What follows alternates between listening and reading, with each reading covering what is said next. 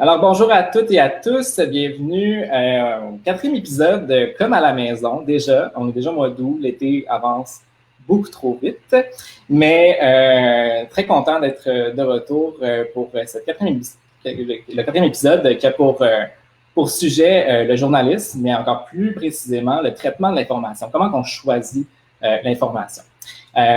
Donc, je suis en compagnie de Matt Claude, qui est journaliste à la recherche à l'émission 24h60 à RDI. Alors, bienvenue.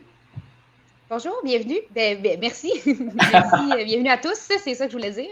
Et merci de l'invitation. Merci de me permettre de mettre en lumière mon métier et parler de tout ce qui a trait à l'information. Merci de m'inviter à Comme à la maison.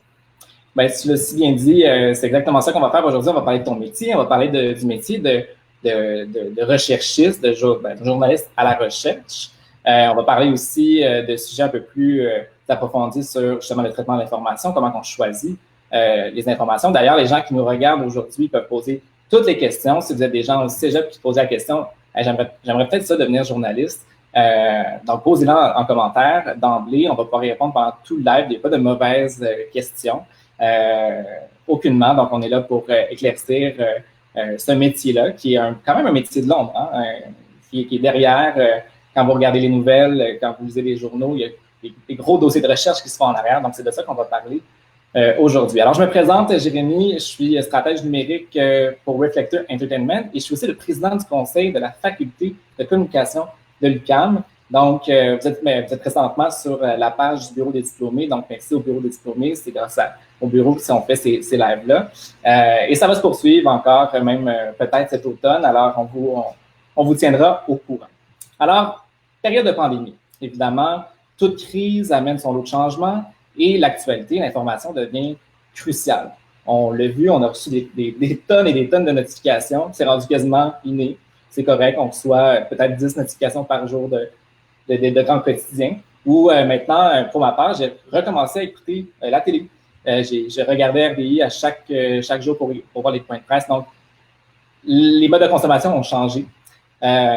On a vu aussi, par exemple, plus de fausses nouvelles, des gens qui adhéraient à des théories du complot. On a vu quelques statistiques qui sont sorties récemment sur ça. Donc, tout ça change. Alors, c'est de ça qu'on va parler aujourd'hui, de l'information. Mais avant, on veut savoir, toi qui es diplômé du bac en journalisme 2013, pourquoi le journalisme? Écoute, j'ai une passion pour les nouvelles, pour le journalisme, pour les communications depuis toujours. Depuis que je suis tout petite, j'écoutais les nouvelles. Je peux pas vraiment dire pourquoi. Ben, dans ma famille, c'est sûr qu'on a toujours été à l'affût de l'actualité. On en parlait quand même au souper et tout, mais sans non plus que ce soit, je veux dire, on parlait pas nécessairement des grandes guerres ou des choses comme ça, mais on parlait toujours un peu de ce qui se passait autour de nous, dans l'actualité et tout. Fait que je pense que ça fait germer une certaine graine qui a grandi en passion finalement. Puis j'ai toujours, c'est ça, comme je dis, regardé les nouvelles. Je me suis toujours intéressée à ce qui se passait ailleurs dans le monde. Donc, quand est venu le temps de choisir un bac, j'ai hésité entre certains autres bacs aussi dans communication. Je pensais aux relations publiques ou à l'organisation d'événements. C'est sûr pour moi que j'allais en com. Ça, c'était comme clair dans le ciel. Puis à chaque fois que je le disais à quelqu'un qui me connaissait depuis un bout de temps, même quand j'étais tout petite, des amis de mes parents, quand ils me voyaient, puis je leur disais, je m'en vais en com. Tout le monde était comme, ben oui, c'est sûr que tu t'en vas. C'était comme une évidence. Mais après, c'est ça, j'ai jonglé avec l'idée de faire différents bacs. J'avais fait un deck en com au cégep du Vieux-Montréal avant, donc c'était généraliste. Puis, ben, je suis allée visiter l'UQAM, j'ai vu qu'il y avait une école des médias, j'ai lu la liste de cours. Puis, tu sais, quand tu regardes chaque cours, tu es comme, wow, tu sais, un après l'autre, là. Actualité internationale, contrôle et manipulation de l'information, droit journalistique, tout m'appelait. C'est pas compliqué. Donc, je me suis dit, je pense que c'est pour moi. Tu sais, sans nécessairement me dire que j'allais devenir journaliste à l'antenne, avec un micro, tout ça. C'était pas nécessairement pour moi un but en soi, mais je me disais, je peux faire des études sur le métier journaliste puis sur l'actualité en général, crime, ça m'intéresse. Fait que je me suis inscrite là-dedans. Puis, c'est comme ça après ça, ben, j'ai adoré tout mon bac. C'est pas compliqué. Je me sentais vraiment sur mon X. Je suis chanceuse. C'est pas tout le monde qui nécessairement, on est jeune quand on fait des choix là, pour aller à l'école et tout. Mais moi, je savais même si je n'allais pas nécessairement devenir une journaliste à l'écran, la prochaine Anne-Marie Dussault ou Céline Galipo, je savais que j'allais quand même me plaire là-dedans. Donc, c'est pour ça que j'ai fini par faire ce choix-là, puis je ne l'ai pas regretté. Et maintenant, tu travailles avec ces gens-là. Donc, avec Anne-Marie Dussault, Oui. par exemple, à RDI. Donc, il y a quand même, c'est pas rien. Puis, je trouve ça tellement important qu'on parle de d'autres métiers que seulement les journalistes. Quand on parle de journaliste, on pense évidemment journaliste écrit, à la télé. Il y a une panoplie. Les chefs d'antenne, oui, c'est ça. On pense à ceux qui sont sur le terrain. On pense au micro, puis Marie-Claude Montembeault, Montréal. Tu sais, c'est comme ça. J'avoue que je me pratiquais à faire ça quand j'étais petite devant mon miroir, mais c'était avant de savoir qu'il y avait bien d'autres sphères au métier de journaliste, ouais. Puis aujourd'hui, de toute façon, des professions, on va en faire plusieurs au courant de notre carrière. Donc, oui, si absolument. tu veux aller dans un autre domaine, puis c'est ça, je pense qu'il y a beaucoup de freins à l'idée d'aller dans un domaine très spécifique, de spécialiser dès le bac. Des fois, on a peur de trop se spécialiser et de ne pas pouvoir faire autre chose. Mais j'ai des amis journalistes qui sont devenus relationnistes par après, qui ont fait de la production vidéo. Donc, toutes les possibilités sont là, évidemment, quand on a un bac en communication, c'est ça. Oui, absolument. Puis, c'est ça, c'est une porte d'entrée finalement. Puis oui, le bac s'appelle journalisme, mais c'est avant tout savoir comment comprendre l'information, comment traiter l'information. Après, comme tu dis, c'est des très belles portes tournantes pour devenir relationniste parce que tu en sais quand même beaucoup sur l'interne, entre guillemets, donc comment ça se passe, comment un journaliste reçoit des communiqués de presse, comment il choisit des sujets, tout ça. Fait qu'après, c'est très pertinent pour faire ton métier parce que tu en sais plus sur l'autre métier, donc tu sais mieux comment aborder les journalistes, comment vendre une idée, bref. Fait que oui. On parlera de ça. Ouais. On parlera de ça tantôt, des contacts, de justement comment on fait pour aller chercher l'information. Juste avant, ton cours préféré, ton cours marquant, là, un prof, une anecdote.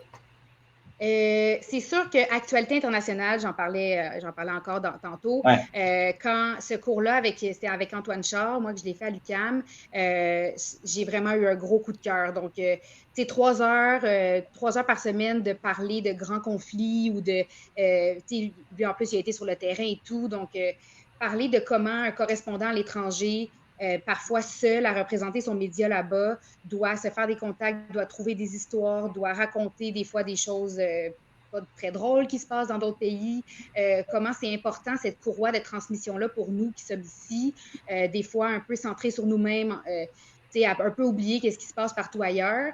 Ça, j'avais beaucoup apprécié ce cours-là, ça m'avait ouvert les yeux sur le monde finalement, sur tout ce qui se passe ailleurs, puis sur l'importance de penser à d'autres gens que nous-mêmes. Donc, se questionner sur comment les autres personnes vivent, comment nos choix, des fois environnementaux et tout, ont des impacts très loin dans le monde. Donc, ce cours-là m'avait vraiment plu beaucoup. Puis sinon, j'avais aussi adoré Contrôle et manipulation de l'information. Donc, un cours qui se penchait sur comment l'information est contrôlée et manipulée, surtout en temps de guerre. Donc, on traversait les grandes guerres particulièrement du 21e siècle, donc la Première Guerre, la guerre de Corée, la guerre du Vietnam, tout ça. Et puis, mon prof était un passionné vraiment, c'est pas peu dire. Il avait conservé des unes de journaux des 50 dernières années. Donc, ses cours étaient ponctués d'artefacts, entre guillemets, mais des unes de journaux, mettons, de quand la guerre du Vietnam a commencé, quand la guerre froide. Donc, puis ça m'a comme donné une petite idée de commencer à faire ça. Fait que moi, je fais ça maintenant aussi quand il y a des grands événements que je pense qu'ils vont être un peu un point tournant dans l'histoire ou en tout cas qu'on va en parler longtemps. Je garde les unes de journaux. Fait que l'attentat de Boston, lac mégantic, des choses comme ça. Le World Trade Center, j'ai réussi à retrouver quelques unes de journaux que j'ai ajoutées à ma collection. C'est un peu plate comme mot, là, mais bref, à ma... Oui, c'est ça, ma collection de... C'est sûr que c'est souvent des nouvelles un peu plates qui font les unes de journaux, mais j'essaie de garder des bonnes nouvelles aussi. Les Olympiques, quand nos Canadiens font des belles choses. Chris Hadfield qui est allé dans l'espace. Bref, ce genre de choses-là, ça m'a motivé à faire ça. Es-tu nostalgique du journal papier? Est-ce que c'est quelque chose qui te... Je te dirais qu'au début, quand il y a eu comme ça a commencé à se transformer vers le numérique, quand il y a vraiment eu une espèce de coupure à la presse et tout, oui, j'ai eu un petit...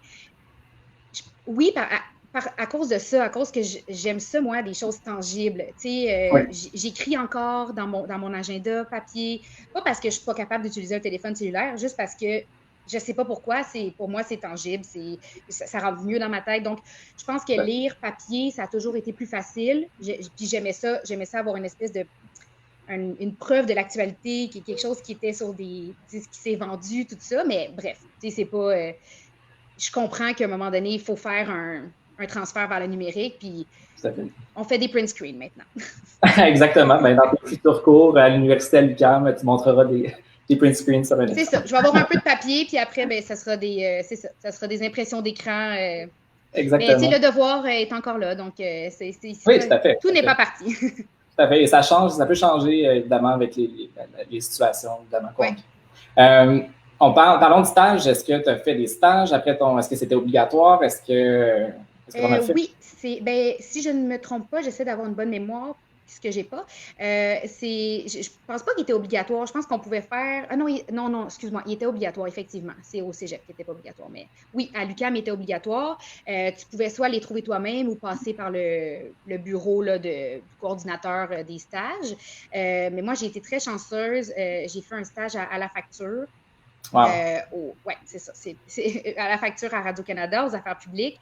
Donc, ce stage-là, j'ai fait celui-là et j'ai fait un stage avec la documentaliste de Tout le monde en parle. Donc, ça, c'est mes 2 stages, encore une fois, à Radio-Canada. Beaucoup de chance. C'est mes 2 stages qui m'ont vraiment ouvert les yeux sur le travail de recherchiste. Donc, tu sais, quand tu dis que tu as une espèce de flash, que tu te vois faire ça dans la vie, là, pas que j'y croyais pas, mais j'entendais des fois les gens dire ça, là, qu'ils ont eu un coup de cœur pour quelque chose. Moi, j'étais comme, je sais pas, je sais que je ne vais pas être devant l'écran. Je voyais les autres métiers de production, tout ça. C'était pas tout à fait ça, mais là, quand j'ai fait mes stages, puis que je me disais, on est carrément payé pour apprendre des choses, puis après ça, faire une synthèse de l'information, puis partager cette information-là avec l'animateur, puis y proposer des questions d'entrevue. J'étais comme, wow!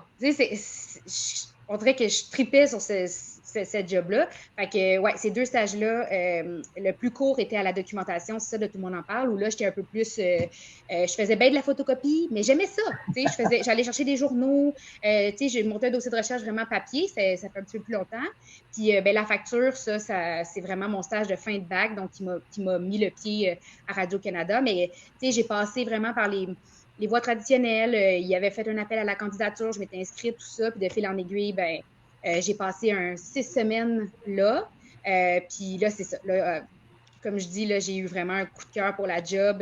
À la facture, tu travailles de pair avec un journaliste, donc tu montes un dossier de recherche avec lui ou elle. Mais tu sais, c'est différent là, de l'info, par exemple, parce que c'est du travail plus de longue haleine, parce que c'est des reportages. Mais tu sais, devoir appeler dans disons, une entreprise de chiropratie qui fait un peu qui vend un peu des services mensongers ou des affaires comme ça. Puis là, il fallait que tu appelles pour. Tu sais, c'était un peu de l'enquête en même temps. J'aimais vraiment ça, mais ouais, mes stages, c'est ça qui m'a fait découvrir la job. Puis je conseille à tout le monde de faire des stages parce que j'ai adoré les cours théoriques et tout, mais quand tu te baignes dans ce que tu aimes faire, c'est vraiment le fun. C'est vraiment motivant. Vraiment, honnêtement, on sent ta passion, puis c'est vraiment c'est contagieux, honnêtement. Puis je pense que là, on veut tous savoir vraiment qu'est-ce que ça fait vraiment une recherchiste, une journaliste à la recherche. Alors, peux-tu nous expliquer un peu, c'est brièvement ton métier? Puis pour les gens qui nous regardent, d'ailleurs, merci de nous regarder. Posez vos questions aussi si vous avez des questions sur le métier, on parle de dossiers de recherche, de sélection d'informations. On va en parler plus tard. Mais si vous avez des questions d'emblée, n'hésitez surtout pas. Donc, ton métier là, dans une journée typique. Dans une journée typique. Bon, c'est ça. Donc, moi, je travaille à l'information vraiment dans la salle de nouvelles de Radio-Canada. J'ai passé par différentes émissions. J'ai été surnuméraire comme tout le monde au début dans nos jobs. Et j'ai la chance d'avoir une permanence depuis 3 ans déjà, donc à l'émission 24 heures en 60 minutes, 24-60, qui est vraiment un point de chute à la fin de la journée. Émission d'1 heure dans laquelle on fait le tour de l'actualité de la journée avec des entrevues. Donc, ce n'est pas un bulletin de nouvelles, c'est vraiment une émission d'entrevue. Donc, on sélectionne à peu près 5, 6 sujets qui ont marqué l'actualité du jour et qu'on veut amener un petit peu plus en profondeur. Donc, notre public, c'est des gens qui ont peut-être consommé dans la journée un peu d'informations, ont vu sur les réseaux sociaux qu'il se passait quelque chose et veulent comprendre un petit peu plus la nouvelle. Donc, ou l'analyser. On a beaucoup d'analystes aussi. Donc, moi, mon travail, c'est ça. On commence le matin, c'est page blanche chaque jour.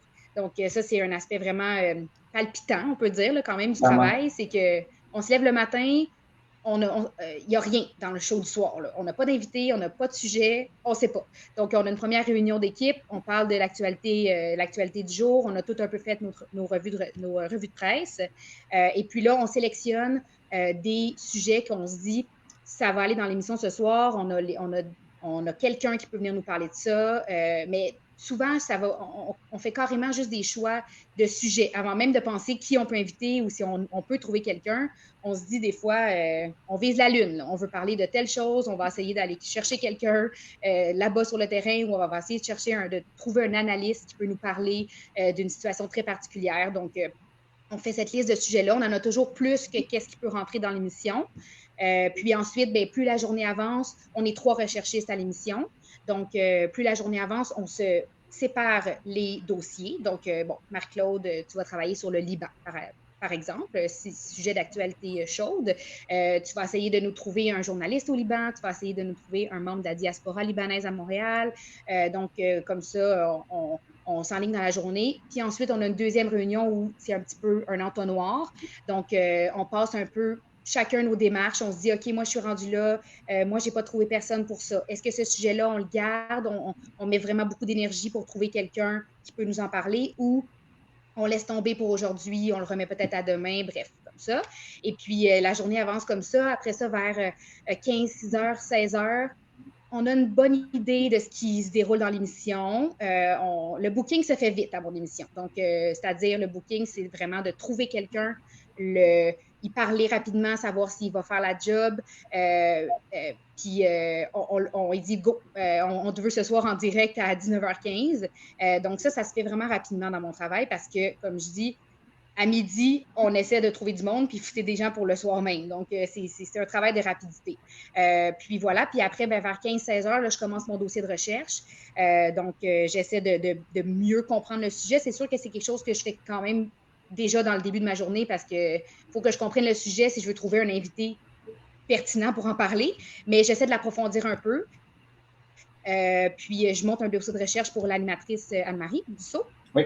Et puis, je lui prépare un canevas d'entrevue qu'elle utilise un petit peu plus comme une synthèse de mon dossier de recherche qu'elle ne suit pas mon plan à la lettre de questions. Parce que d'abord, pour être bien honnête, elle en a souvent pas vraiment besoin parce que elle sait tout. Tout est dans sa tête parce qu'elle suit l'actualité toute la journée et tout, mais elle l'utilise un peu pour se guider. Puis moi, des fois, j'ai fait une pré-entrevue avec l'invité en question. Donc, je peux aller lui dire cette question-là, je te conseille vraiment de la poser. Elle a une super bonne réponse intéressante qui nous amène ailleurs ou voilà. Puis après ça, 19 heures, c'est showtime. Oui, tout à fait. Est-ce que ton dossier de recherche, par exemple, tu parles de la pré-entrevue, ces notes-là, est-ce qu'elles se retrouvent avec Anne-Marie Dussault en studio? Est-ce que c'est dans un télésouffleur? Comment ça fonctionne? Comment le transfert de connaissances, d'informations? Dans le fond, ouais, moi, j'ai une filière, un petit dossier là, que je mets mon dossier de recherche papier à moitié, là, parce qu'on travaille dans un drive, comme bien des gens. Là, on est à l'ère du numérique, on travaille dans un Google Drive. Donc, l'essentiel du clipping, donc ce qui est tous les articles que j'ai cherchés pour elle pendant la journée, que je peux lui mettre dans le drive, je ne les imprime pas nécessairement parce qu'elle va aller les voir là-dedans. Mais ce que je lui remets papier, c'est mon plan d'entrevue, les quelques notes que je juge intéressantes et pertinentes pour elle. Oui, ma pré-entrevue, souvent verbatimée, donc transcrite pour elle. Et puis, dans le télésouffleur, elle va avoir toutes mes pistes de questions. Que moi, on appelle ça des questions suggérées. Ça va tout être dans le télésouffleur. Donc, si elle a besoin de s'y référer, elle peut y aller. Mais sinon, elle a version papier, mon plan. Puis, c'est ça. Puis, on se parle beaucoup pendant la journée. C'est sûr qu'elle a 5-6 sujets à maîtriser. Il faut qu'elle, c'est ça. Donc, 5-6 entrevues de 6-7 minutes pour amener les gens ailleurs sur ce qu'ils ont entendu aujourd'hui. c'est ça. Donc, mon travail à moi, c'est de suggérer des questions qui vont peut-être en faire apprendre plus aux gens à la maison parce qu'on a quand même un public de gens qui suivent déjà l'actualité, donc qui s'attendent à un petit peu plus que juste se faire dire qui, quoi, quand, comment. Voilà. Super, c'est ultra intéressant. Honnêtement, on va continuer après la question de Valérie Picard. Alors, je débute des études en archivistique et gestion de documents à l'UQAM. Est-ce que vous travaillez avec des archivistes? Oui. Donc, avez-vous besoin de personnel de gestion de vos documents? Oui, même, oui, vraiment. Particulièrement quand on couvre un sujet, justement, dont comme là, je prends encore l'exemple du Liban parce que c'est ce qui me vient en tête, parce que c'est très actualité en ce moment. Ce qui se passe au Liban avec le nitrate d'ammonium, ça nous fait penser à d'autres catastrophes qui sont survenues avec ce matériau-là. Donc, je suis certaine que plein de gens dans la salle de nouvelles ont appelé les archives, les archivistes pour dire est-ce qu'on peut retrouver des images ou des reportages sur d'autres catastrophes qui sont survenues avec ce matériau-là? Donc oui, je dirais dans ma job à moi, pas dans tous les jours que je travaille avec les archivistes, mais quand même souvent, parce que justement, des fois, je veux aussi aller retrouver une vieille entrevue. Je me dis, on a déjà fait cet invité-là il y a quelques années sur le même sujet, ou en tout cas sur le même, mettons, le même pays. Je les appelle, après, eux, ils peuvent tous, ils me retrouvent ça, puis après ça, moi, je peux aller les voir dans la machine. Ils me les ramènent dans ma machine de visionnement pour que je puisse aller voir ça. Puis après, moi, je peux dire, je veux avoir ces images-là pour aller en ondes ce soir. Donc, oui, on travaille beaucoup avec la documentation, avec les archives. C'est un gros travail d'équipe. Un autre métier de l'ombre ultra important pour enrichir les dossiers de recherche, vraiment. Donc, Valérie, merci pour ta question. La prochaine question, oui. Pour Valérie, je voulais aussi ajouter que, excuse-moi, Jérémy. Non, écoute, je voulais aussi ajouter que la documentation, les archivistes aussi, c'est crucial parce que c'est aussi eux qui archivent, admettons, les reportages de nos collègues sur le terrain ou les tournages que les gens font. Et c'est eux qui indiquent plein de mots-clés pour que nous, on retrouve après dans la machine les choses. Donc, ça a l'air tellement banal, mais c'est comme ultra important parce que justement, si moi, je vais aller retrouver des images d'une catastrophe du nitrate d'ammonium, puis il n'y a pas ces deux mots-clés-là, s'il y a juste catastrophe, Oklahoma, bombe, ça ne me ressortira pas nécessairement. Alors que, tu sais, la job, justement, d'archiviste à la documentation, quand c'est super important parce qu'après ça, ça nous permet d'aller retrouver les archives de manière pertinente. C'est comme créer un moteur de recherche à la Google, mais à l'interne. Donc, c'est monumental comme travail. Et oui, vraiment. Puis sur des heures de tournage, tu sais, les reportages, quand ils font 2 minutes et demie, c'est parce qu'il y a 1 heure de tournage, des fois, là, des fois, c'est juste, comme on dit, des plans de coupe. Donc, juste des images d'un lac ou de gens qui, à la sortie d'un hôpital, ou juste tu sais, on fait de la télé. Fait qu'il faut qu'on aille des images pour ponctuer les entrevues parce que les gens juste entendent des gens parler, bon, ça va. Mais si on parle de quelque chose où il pourrait y avoir des images, ils s'attendent à le voir.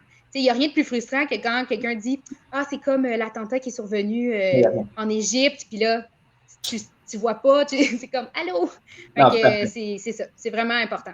Ouais. Donc, merci Valérie pour ta question. On en a une autre question qui fait le point exactement où je veux aller dans l'entretien avec Marie-Claude.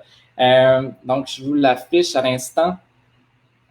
Juste un instant. Voilà. Donc, dans une époque comme celle-ci, où la grosse problématique, bon, évidemment, la COVID accapare vraiment les grandes parties. Donc, ça c'est tout le temps ça. Hein. On a l'impression qu'on entend que la COVID, et on oublie certains sujets. Il y a d'autres événements qui arrivent, hein, évidemment, comme hier, tragédie sans précédent.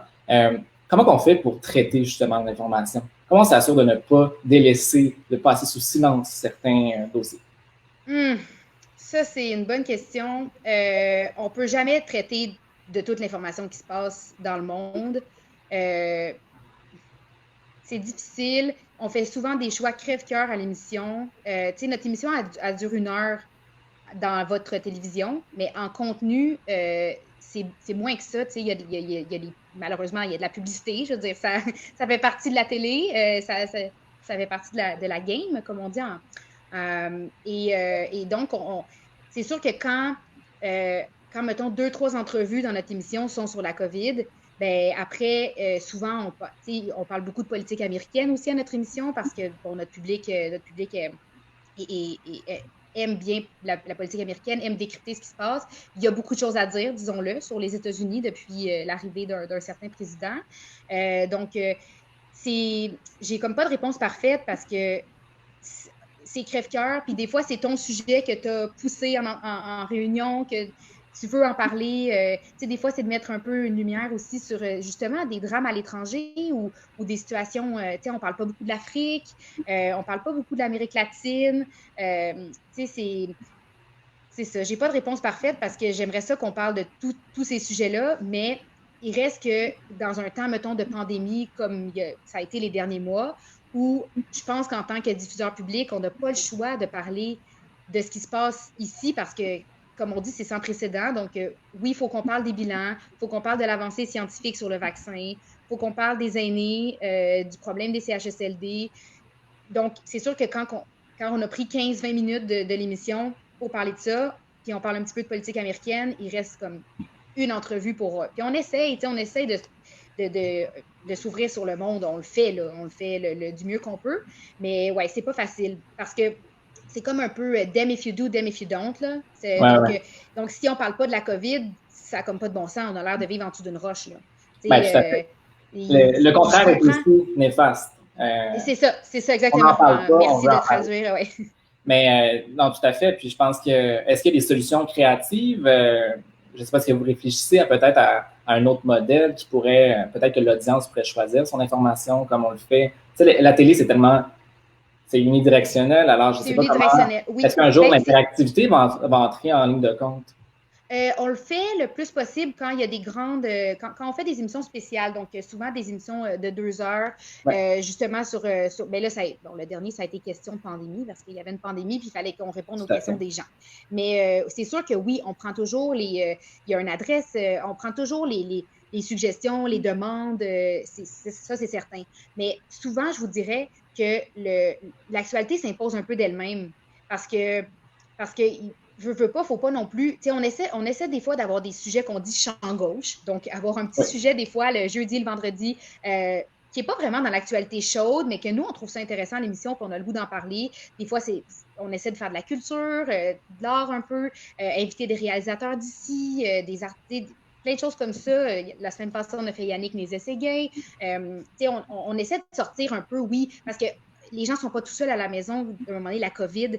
quand tu travailles là-dedans 100% du temps, je garantis que toi aussi, à un moment donné, tu es comme, on peut-tu parler d'autres choses? Mais reste que les gens s'attendent à avoir l'information importante. Et ce qui touche le Québec en ce moment, ben, moi, je me dis, si j'avais un parent dans un CHSLD pendant la crise de la COVID, puis qu'un jour, on ne parlait pas de ce qui se passe, ben, je serais outrée, là. Fait que c'est ça. J'ai pas de réponse parfaite parce que j'aimerais ça qu'on parle de beaucoup d'autres sujets. Puis ben, pour répondre à ta question sur le modèle de justement de faire le tour un peu de d'autres choses, ben, ça fait une couple d'années qu'à l'émission, il y a un segment qui s'appelle 24 heures en 60 secondes, pas 60 minutes.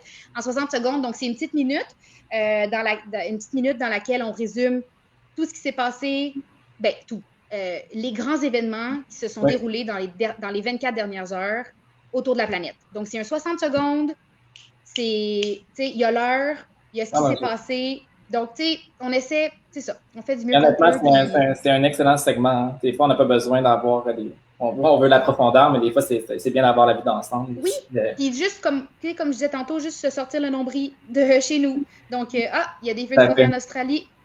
Il y a une nouvelle élection au Nigeria. Tu sais, juste se sortir un peu de notre chez nous, ça fait du bien. Donc, oui, on essaie le plus possible, mais je comprends les gens qui, des fois, se demandent pourquoi on ne parle pas de telle chose, parce que nous aussi, on le fait. Mais je pense que c'est le plus grand défi de ton métier. Là. Parce que, si on prend l'exemple d'hier, bon, on a Beyrouth, on a explosion, tragédie, tout ton dossier de recherche, là, tes sujets, c'est fini.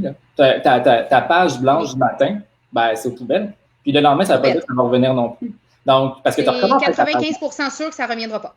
C'est ça. Donc, c'est du travail qui est un peu, qui reste peut-être dans les archives, en tout cas qui reste dans certains dossiers, mais oui, ne reviendra peut-être pas. Non.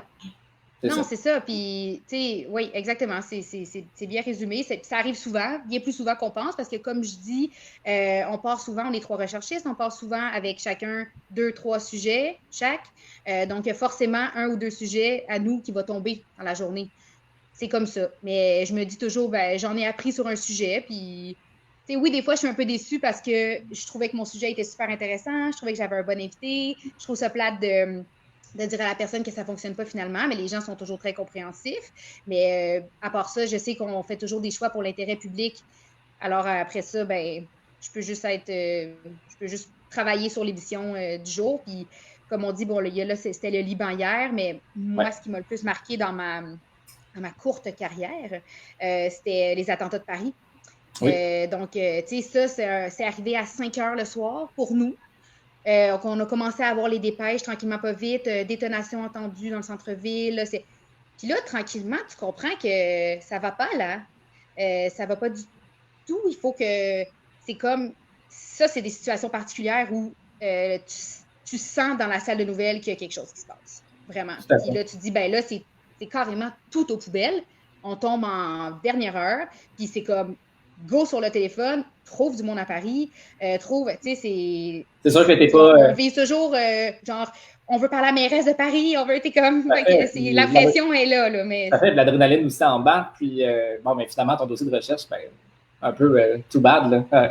Oui, puis tu sais, dans des situations comme ça, on s'entend, là, dans le dossier de recherche, c'est le dernier de tes soucis, là, t'es comme, my God, il se passe de quoi de gros, puis ouais, c'est ça. Fait que, bon, non, merci beaucoup, ça rend la job intéressante. Merci Clara pour la question qui, évidemment, ouvre un débat assez, ben, je pense que c'est ça, je pense que c'est un des plus gros défis de ton emploi. Alors, on a d'autres questions qui viennent d'arriver. Et merci pour vrai, là, les questions n'arrêtent pas, c'est vraiment le fun. Je pense que c'est un métier passionnant, donc merci d'être là.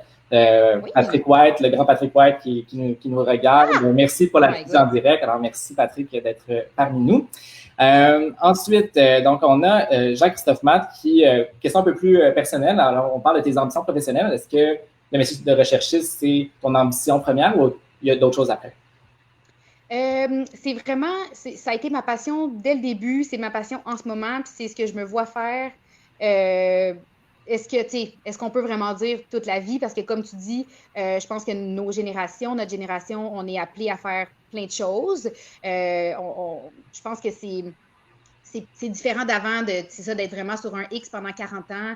Je pense que les temps ont un peu changé par rapport à ça. Donc, est-ce que je me vois... oui, je me vois faire ça longtemps parce que je trouve que c'est... Comment dire? C'est stimulant comme travail. Tu sais, j'apprends tous les jours. Je peux pas jamais me dire que je suis rendue comme blasée ou, tu sais, en même temps, ça fait pas 35 ans que je fais ça. Fait que là, il y a peut-être plein de gens qui vont dire attends un peu, avant, peut-être que tu vas te tanner à un moment donné. C'est bien correct, ça se peut très bien. Mais pour l'instant, je suis dans le métier depuis 12 ans. J'aime encore ça. Puis après, c'est sûr que le rythme de l'info, le rythme de la salle de nouvelles, c'est un rythme qui est quand même effréné, que je peux comprendre pourquoi après quelques années, tu te tournes vers des avenues des fois un peu plus moins effrénées. Je veux choisir les bons mots là, parce que c'est pas plus facile ailleurs nécessairement, c'est juste peut-être différent. Donc peut-être que je me vois pas nécessairement dans la salle de nouvelles toute ma vie, puis après ça, je vais peut-être regarder ça dans 15 ans, puis je vais être encore là, puis très heureuse. Donc, je prends vraiment ça une année à la fois. Je me dis, je suis encore heureuse en ce moment, super heureuse. J'adore ce que je fais, je suis stimulée, je travaille avec des gens que, tu sais, moi, je passe encore ma carte à Radio-Can à l'entrée au moins une fois par semaine, puis que je me dis, OK, ouais, je travaille ici. Tu sais, je veux dire, je prends pas les choses pour acquises. Donc, oui, je trouve que, tu sais, mes collègues qui m'ont formée, Isabelle Roberge, Isabelle Laflamme, qui m'ont formée à 24-60, elles font ce métier-là depuis bien plus longtemps que moi, là. Donc, je vais leur garder la discrétion de temps, mais ça fait beaucoup plus de printemps que moi qui sont derrière les... Puis, tu sais, monter des bottins de contact et tout ça, là, tu sais, j'en ai entendu des anecdotes que ma collègue, elle appelait dans une gare de train pour parler à un ministre qui venait d'arriver à la gare de train pour, tu sais, fait que tu peux faire ça toute ta vie parce que c'est un métier, je pense, qui est en constante évolution. Donc, ouais, une très longue réponse pour dire que pour l'instant, je me plais. On a une question un peu plus sur une question d'opinion sur les journalistes. Donc, est-ce que nos journalistes racontent des événements via leur opinion ou sont factuels tout le temps, j'imagine? Ben oui. Oui à la réponse factuelle. C'est primordial. C'est la première chose, je pense, quelque chose qui est vraiment très important dans le travail, c'est que ton opinion ou comment tu te sens par rapport à un sujet, par rapport à quelque chose, ça peut jamais transparaître dans ton plan d'entrevue, ça peut jamais transparaître dans... Il faut que tu fasses attention à qu'est-ce que tu dis. Il faut même que, tu sais, moi, personnellement, je fais attention aussi à ce que je partage sur les réseaux sociaux. Je me censure pas dans la vie de tous les jours là, avec mes amis et tout ça, là, mais j'essaie de faire attention de pas prendre de position trop polémique nécessairement sur les réseaux sociaux parce que je veux pas après que si je suis appelée à traiter ce sujet-là, qu'on me tienne en rigueur d'avoir, mettons, partagé. Je prends des exemples au hasard comme ça, mais si, mettons, je dis que je critique M. Trump sur quelque chose ou, tu sais, après, ben, je m'occupe quand même du segment de la politique américaine à l'émission. Okay. Alors, je veux pas qu'on m'accuse de pas être objective. Puis, je pense que c'est une des choses les plus importantes dans notre travail, c'est de présenter toujours les deux côtés de la médaille. Je trouve que c'est ça qui est le nerf de la guerre, je trouve, d'une bonne entrevue, surtout sur un sujet qui est super, mettons, controversé. Disons en ce moment le port du masque. Oui. Il faut y penser à comment traiter ça, mais je pense que c'est important de donner la parole un peu à tout le monde. C'est sûr que là, dans le cas du port du masque, ce qui est un petit peu difficile, puis on y réfléchit et tout, c'est que ben, c'est la science contre, c'est ça, des gens qui mettent en doute la science. Donc après, ben, on se questionne sur qu'est-ce qu'on fait avec ça et tout, mais souvent, ben, on va en parler justement dans le segment de 24 en 60 secondes. Il y a eu des manifs, tout ça. Tu sais, on ne peut pas non plus passer sous le silence ce qui se passe. Mais non, l'objectivité, c'est vraiment... je trouve que c'est une des valeurs les plus importantes là, à mettre de l'avant quand tu es journaliste, recherchiste. Faut que tu fasses attention, puis il faut que tu aies une grande ouverture d'esprit, puis que tu te dises que même si toi, tu as une opinion par rapport à un sujet, ça ne sera pas tout le monde qui a cette opinion-là, puis il faut qu'on donne la possibilité à tout le monde d'en apprendre sur le sujet de façon objective pour que les gens se fassent une opinion, pas toi. Oui, puis je pense que, comme tu le dis, la ligne, elle est mince, elle est difficile aussi quand on parle de science, d'opinion, c'est très difficile. Il y a du journalisme d'opinion, il y a de la chronique, ça se fait. Mais c'est pas notre correct. Mais dans le cas de 24-60, d'ailleurs, 24-60, on nous pose la question, c'est à RDI que vous pouvez l'écouter. Donc, qui est en rattrapage sur le site web, toujours. Voilà, donc disponible à tous. Oui, puis les entrevues sont découpées sur Twitter aussi, là, sur le compte de Marie Dussault. Donc, parce que justement, on parlait d'adaptation au numérique, ça fait partie... parlons justement pour clore le Facebook Live, parlons de numérique, parlons de médias sociaux. On a parlé du port du masque, évidemment, qui est quand même une certaine polémique présentement. On a des anti-masques, des gens qui ne veulent pas le porter. On assiste aussi à... Bon, évidemment, le métier de journalisme n'est pas entaché, mais il y a une certaine opinion qui se forme auprès des journalistes. Comment vois-tu ça aujourd'hui, en 2020, avec la pandémie? Sens-tu qu'avec beaucoup de désinformation, de fausses nouvelles, comment on gère ça aujourd'hui? Oui. C'est sûr que la désinformation, elle est très présente. Elle est présente depuis une couple d'années. Donc là, oui, excuse-moi. Oui, avec le masque, avec la pandémie, c'est sûr que c'est comme rentrer. Je m'excuse, excusez-moi. Je pensais que ça Est-ce qu'il y a un bruit? Oui, je juste sûr que vous n'entendiez pas. OK, d'accord, désolé. Dites en commentaire si vous entendez des bruits. Moi, j'entends rien. J'espère que non. OK. Donc, c'est ça. La désinformation est là depuis avant la pandémie. Je pense que là, ça a juste été un sujet de plus pour comme se garrocher là-dessus, en guillemets.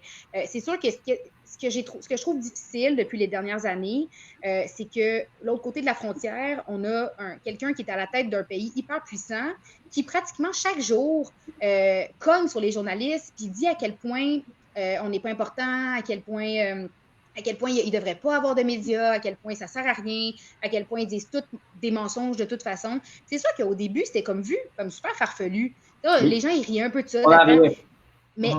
mais c'est ça. Mais à un moment donné, c'est que c'est tellement constant comme discours, puis c'est tellement répété que, veut pas, il y a un mouvement qui se rallie un peu vers ça, puis qui est comme, hey, peut-être qu'ils nous roulent dans la farine, puis qu'ils nous disent n'importe quoi, puis ci, puis ça.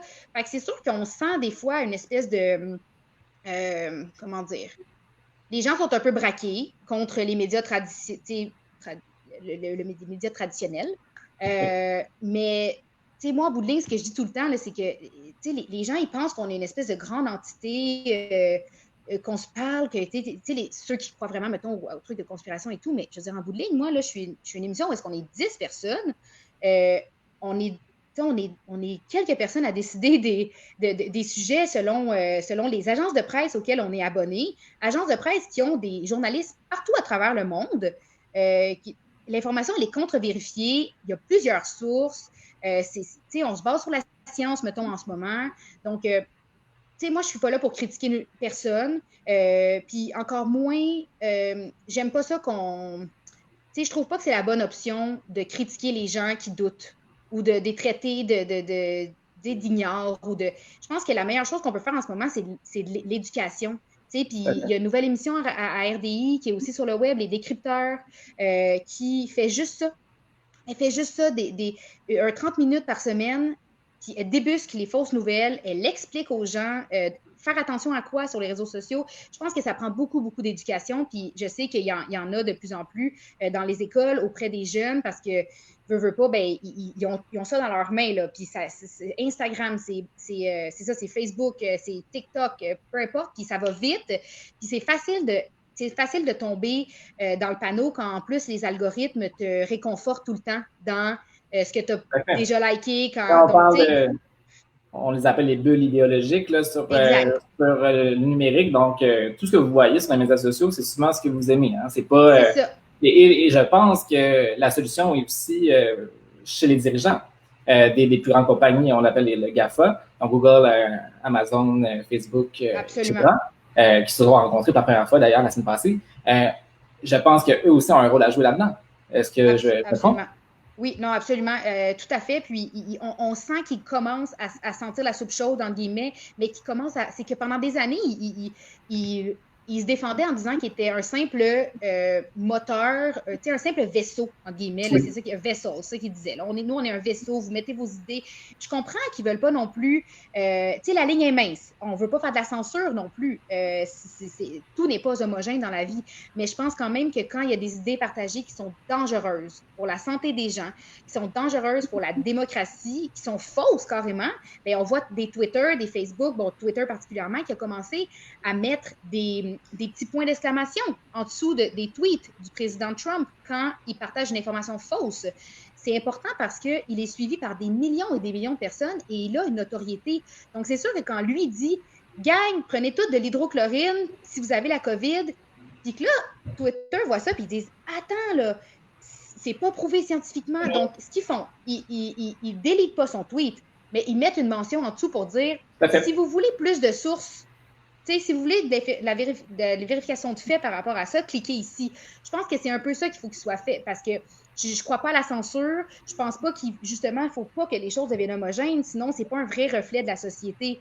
Donc, je pense que c'est important qu'il y ait plein de points de vue, mais je pense effectivement que c'est important pour les grands dirigeants qu'au moins quand il y a des grosses fausses nouvelles qui peuvent mettre en danger la vie des gens ou la démocratie, ben il faut agir, tu sais. Ben, moi, je trouve qu'il faut démanteler les algorithmes, ça c'est sûr et certain. Il faut les rendre plus diverses aussi, hein, pour refléter de la diversité, parce que c'est sûr que ce qu'on voit, c'est le reflet de nous-mêmes. On voit un miroir de nos opinions, et c'est là le problème est là. Et c'est pour ça qu'on renforce psychologiquement des idées, des idéaux qu'on a en dedans. Ça, c'est clair, et il faut changer, c'est urgent. On est en période de réélection aux États-Unis, période de pandémie, et tout ça ne fait qu'exacerber exactement tout ce qui se passe. C'est ça, exactement, parce que ça finit par être un vortex, sinon, là, tes réseaux sociaux, c'est juste des gens qui sont comme toi, qui pensent comme toi, donc après ça, c'est... Mais après, comment vraiment contrecarrer ça de façon efficace, c'est dur, puis je pense que c'est ça par l'éducation, puis redonner confiance aux gens, je pense que c'est super important et primordial de se renseigner à plus qu'une place. Tu sais, surtout aujourd'hui, on a accès à tellement de choses. C'est juste que je pense qu'il y a certains médias, il y a certaines plateformes qui ont bâti une notoriété, qui ont bâti, puis même si c'est des médias indépendants, il y en a plein des bons médias indépendants. Il faut juste regarder les sources, regarder c'est qui te parle, c'est qui les motive, c'est qui les paye. Après, il y a des millions de façons de bien s'informer. Il n'y en a pas juste une. Tout à fait, hein, mais aujourd'hui, maintenant, c'est la nouvelle qui vient vers nous. Comme disait Elisabeth Blank, tout le monde en parle, je me rappelle, je vais toujours m'en rappeler de ça. C'est la nouvelle vient vers nous maintenant. Avant la nouvelle, on allait la chercher. On allait chercher le papier journal. On allait chercher notre journal. On lisait, on sélectionnait l'information. Maintenant, ça vient vers nous, puis on ne le choisit pas. Puis la compétition est féroce pour aller vers toi. C'est très féroce. Et là, ça devient aussi un des enjeux monétaires, évidemment, pour des médias qui ont plus d'argent que d'autres. Les enjeux publicitaires aussi qui rentrent, mais ça, c'est un autre sujet complètement. Tellement d'angles. On a une question de Camille Benoît qui est à part 24/60. Quelle est ton émission d'information de télé ou radio préférée? Oh, bonne question. Ben là, c'est ça, j'ai un petit coup de cœur pour les décrypteurs, là, qui est un nouveau magazine qui se penche sur la vérification de faits. Sinon, à la radio, j'adore le 15-18. J'écoute des balados aussi. J'écoute beaucoup de balados de Radio-Canada. J'écoute aujourd'hui l'histoire. C'est vraiment, c'est comme ma balado, ça. J'adore ça. 30 minutes, puis t'en apprends sur un sujet, j'adore. Mais sinon, en information, j'oublie-tu quelque chose que je vais m'en vouloir après? Non, ça ressemble à ça, là. Mais c'est sûr que j'en consomme beaucoup à cause de ma job, mais ouais, ça ressemble à ça. J'aime bien la radio aussi. Et la radio, oui. Mais d'ailleurs, ça fait penser, pour les décrypteurs, on a aussi, l'année passée, on a donné le prix de la relève en communication à Camille Lopez. Je ne sais pas si tu connais Camille Lopez. Oui, oui, au Journal Métro. Oui, c'est ça. Donc, je l'appelle la chasseuse de fausses nouvelles. Donc, suivez-la aussi, c'est super intéressant ce qu'elle partage. C'est exactement ça qu'elle fait, là, comme les décrypteurs à Radio-Canada. Donc, il y a comment à voir. Justement, excuse-moi. Non, vas-y. Non, justement, Jeff Yates, qui est maintenant au décrypteur avec Bouchra Watik et Alexis Delancer, était au Journal Métro, c'est ça, avant. Mais c'est cool, quand on parle de nouveaux métiers dû à la numérisation, c'est ça. C'est clairement les nouveaux métiers qu'on a appris. Donc, c'est super intéressant. Donc, le numérique, pour résumer, est-ce que le numérique t'aide beaucoup dans ton métier? Est-ce que c'est un frein? Comment tu vois cette transformation-là qui s'opère présentement? Bien, c'est sûr que c'est ça. Comme je disais tantôt, ça fait pas 40 ans que je suis dans le métier. Donc, moi, je suis arrivée, puis c'était déjà quand même assez implanté. C'est ça. C'était quand même déjà assez implanté, là, les réseaux sociaux, tout ça, la rapidité de l'information et tout. Alors, je te dirais que ça n'a pas nécessairement changé au courant, je trouve, des dernières années. Personnellement, j'ai appris ma job un peu avec ça. Mais je dirais que c'est plus ça m'aide plus que d'autres choses parce que je pense que ça nous met en contact avec des gens de partout à travers le monde facilement. Là, en plus, on l'a vu avec la COVID, y a-tu eu un moment plus important pour Zoom puis toutes ces affaires-là? Le numérique a sauvé des vies, là, je suis certaine. Donc, mais c'est sûr que pour la rapidité de l'information et tout, c'est un défi supplémentaire parce que, comme on dit, on sait que tout le monde peut se renseigner n'importe où, n'importe quand. Alors, il faut qu'on se distingue. Il faut qu'on trouve... je pense que chaque émission d'information doit trouver son public, doit trouver ce qui le démarque parce que les gens, c'est ça, ils ont mille et une façons de s'informer. Ils ont des plateformes partout. Mais ouais, je pense que personnellement, ça m'aide plus que d'autres choses parce que j'ai accès à tellement de contenu de partout à travers le monde.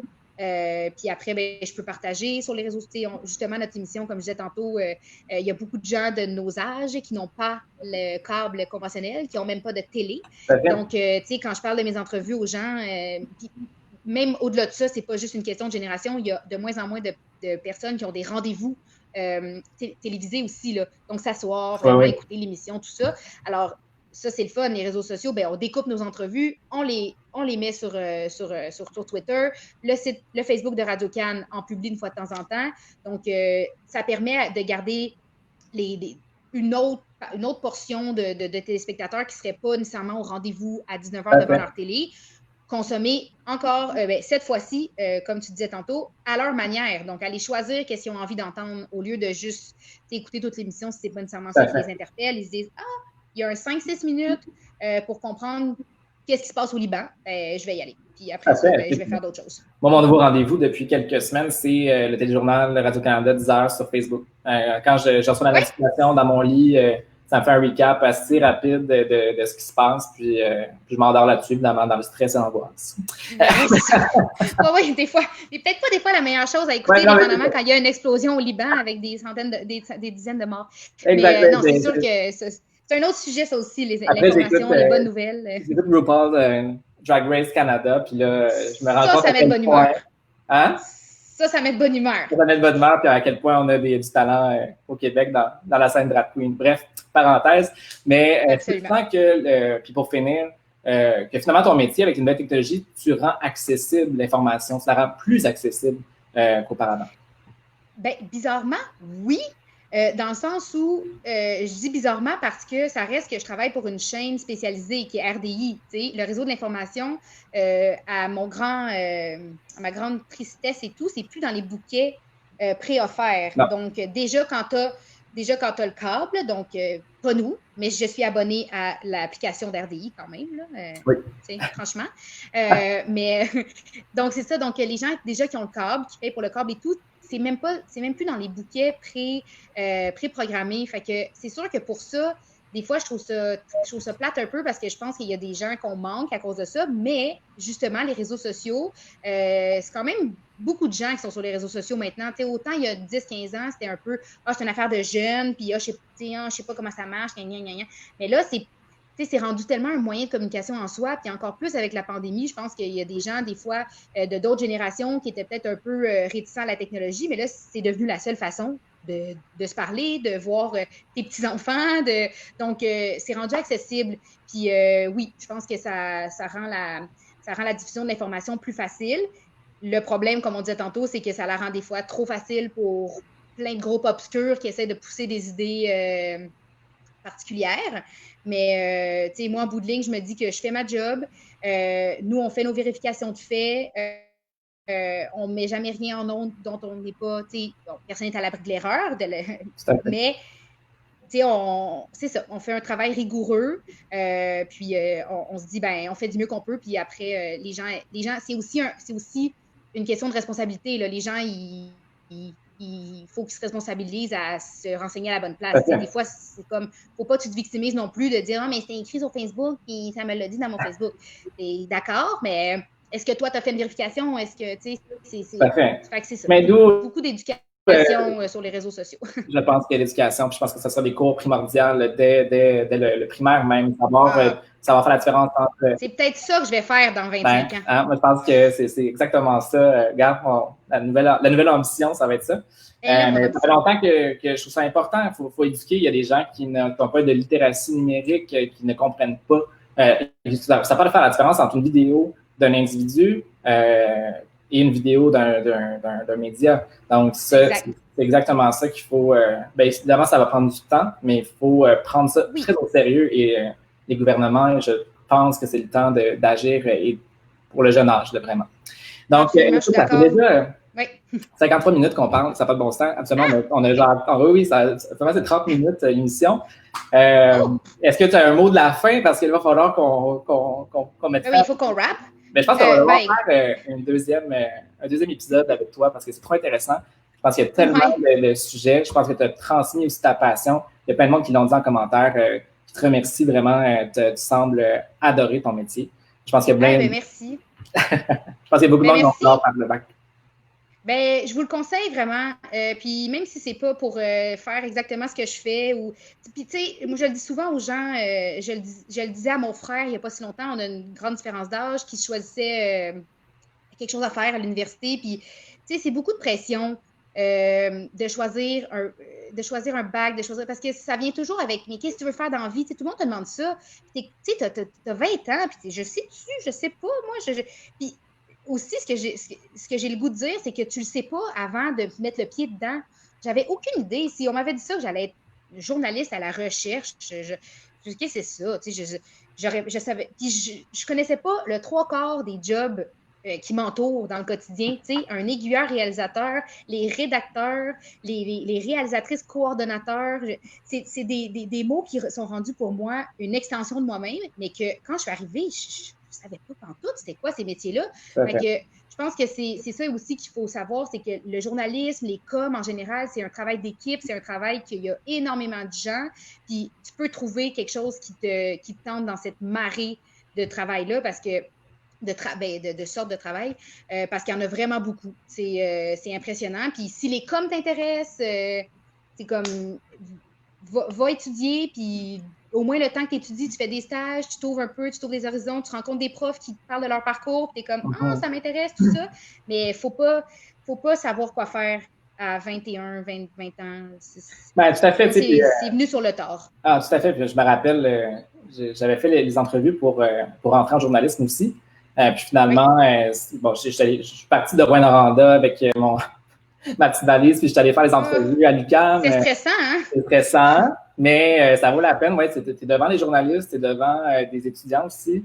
C'est questionnaire et même écrit. Donc, j'ai été accepté aussi, mais finalement, j'ai décidé d'aller en relations publiques parce que c'est ça qui m'intéressait plus. Puis aujourd'hui, je travaille en marketing. Donc, mais en même temps, les relations publiques sont proches, les relations avec les journalistes sont très proches aussi. Je travaille très près avec les journalistes aussi. Donc, il y a ça, c'est une belle famille, les communications. On travaille tous ensemble. Puis, il n'y a pas de mal à, des fois, changer de voie. Ah non, non, tellement pas. Puis, tu sais, dans le fond, le bac, ça te donne juste des outils après. Tu sais, j'utilise pas tout dans ma vie tous les jours, mais des fois, les études aussi, c'est aussi pour permettre de développer un sens critique et de t'ouvrir sur le monde. Tu sais, c'est ça que je disais au début, que ça m'a beaucoup permis ça, le bac, ça m'a pas... Est-ce que je peux dire que ça m'a appris mon métier concrètement? Non. Tu l'apprends en stage, tu l'apprends quand tu commences à travailler, tu l'apprends comme sur le tas, parce que, je veux dire, comment tu veux apprendre à être recherchiste là, s'il n'y a pas de production? Je veux dire, oui, tu fais des simulations, tout ça, mais je pense que ça t'apprend avant tout, c'est ça, un sens critique, des normes et pratiques journalistiques pour faire ton travail de manière rigoureuse, objective, et voilà. C'est ça. Tout à fait. Et sachez, chers Facebook stateurs, je ne sais pas comment on dit téléspectateurs ou auditeurs, je ne sais pas comment on dit ça ici, mais la faculté de com de l'UQAM, c'est quand même l'un des plus importants pôles d'enseignement et de recherche en communication au Canada. Je le dis à chaque fois, à chaque live, là, mais je le répète parce que j'aime ça dire qu'on vient de la faculté. Mais il n'y a pas juste des bacs, là, il y a honnêtement, il y a de la maîtrise, plusieurs concentrations, des certificats. Je vais faire des binaires, des programmes courts, d'autres concentrations. Donc, les possibilités sont infinies. Pas besoin d'aller en journaliste. On peut aussi commencer avec, je sais pas, quelques cours, puis voir si on aime ça. Puis après, un certificat. Exactement, un certificat. Puis voilà, puis on est sur la page du bureau des diplômés. Donc, si vous êtes sur la page présentement, évidemment, on clique j'aime, on s'abonne, on partage ce live-là à tous les gens qui sont intéressés par le journalisme, des gens qui se posent des questions, savoir est-ce que je veux aller en journaliste, et même des gens qui sont juste intéressés par le sujet et à votre famille, à tout le monde. Donc, partagez en grand nombre et merci à tous pour vos questions, vraiment super pertinents. Merci à toi, Marc-Claude. Vraiment. Merci à vous. Merci à vous étant à toi et la communauté. À tout le monde. Oui, c'est ça. Puis pour rebondir sur ce que tu disais aussi en terminant, promis, une vraie pie. Tu sais, je me suis inscrite au bac en journalisme, là, mais c'est ça. Faut pas que tu penses que c'est juste pour être devant l'antenne. Puis, tu sais, si tu es gêné ou quoi que ce soit, que tu dis, je veux pas être journaliste, mais ça s'appelle le journalisme, là, mais c'est avec un grand J. Tu sais, c'est ça. C'est l'actualité, le monde, c'est vraiment c'est un chapeau à plein de choses. Puis justement, même dans mon bac, on a appris sur les relations publiques. Il y a beaucoup de cours de tronc commun avec tout le monde, là, avec les gens de relations publiques, de marketing, de pub. Donc, c'est ça. C'est une grande famille, comme tu disais, vraiment. Bon, oui. Merci beaucoup. Puis, merci! Écoute, c'est déjà la fin, mais on se revoit très bientôt, évidemment. Puis on a un autre épisode de Comme à la maison dans 2 semaines. Alors, c'est un autre rendez-vous mercredi 5h. Bon, ben merci beaucoup. Merci à toi. Salut!